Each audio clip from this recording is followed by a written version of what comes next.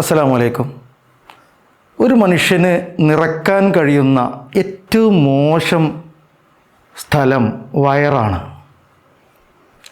ഒരു മനുഷ്യന് നിറക്കാൻ കഴിയുന്ന ഏറ്റവും മോശം സ്ഥലം വയറാണ്, ഉദരമാണ്.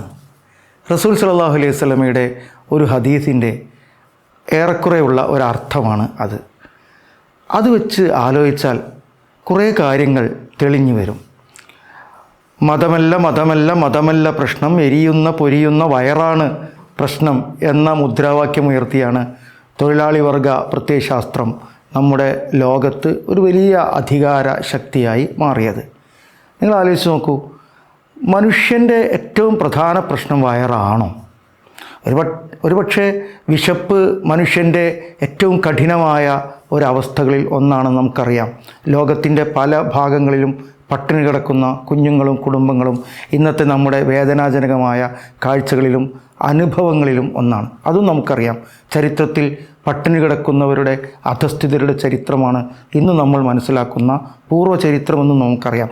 പക്ഷെ അപ്പോഴും മനുഷ്യൻ്റെ യഥാർത്ഥ പ്രശ്നം വിശപ്പ് എന്നതിലേറെ മനുഷ്യൻ്റെ യഥാർത്ഥ പ്രശ്നം വിശക്കുന്നവരെ സഹായിക്കുക എന്നും വിശക്കുന്നവർക്ക് തങ്ങളുടെ ധനം പങ്കുവെക്കുക എന്നുമുള്ള അറിവാണ് എന്നാണ് ഇസ്ലാം തിരുത്തുന്ന പാഠം.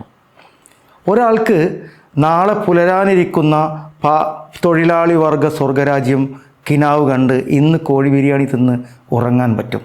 എന്നാൽ അള്ളാഹുവും റസൂലും പഠിപ്പിച്ചത് അയൽപ്പക്കത്ത് പട്ടിണി കിടക്കുന്ന ഒരാൾ ഉണ്ടായിരിക്കെ നിങ്ങൾക്കൊരിക്കലും മുസ്ലിമാകാൻ കഴിയില്ല എന്നാണ്. സ്വർഗത്തിൽ പ്രവേശിക്കുകയില്ല എന്നാണ്.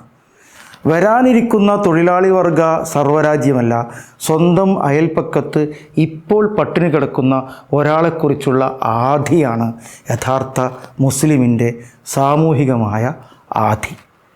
അതുകൊണ്ടാണ് ഈ നോമ്പിൽ നമ്മൾ ഇത്രയധികം ആളുകളെ ഊട്ടുന്നത്. ഭക്ഷണം ഇഫ്താറുകളാണ് നമ്മുടെ ആഘോഷം. ആളുകൾക്ക് ഭക്ഷണം നൽകലാണ് ഈ നോമ്പിൻ്റെ പ്രധാനപ്പെട്ട സന്തോഷങ്ങളിൽ ഒന്ന്. അത് നോമ്പ് മുന്നോട്ട് വെക്കുന്ന വിപ്ലവമാണ്.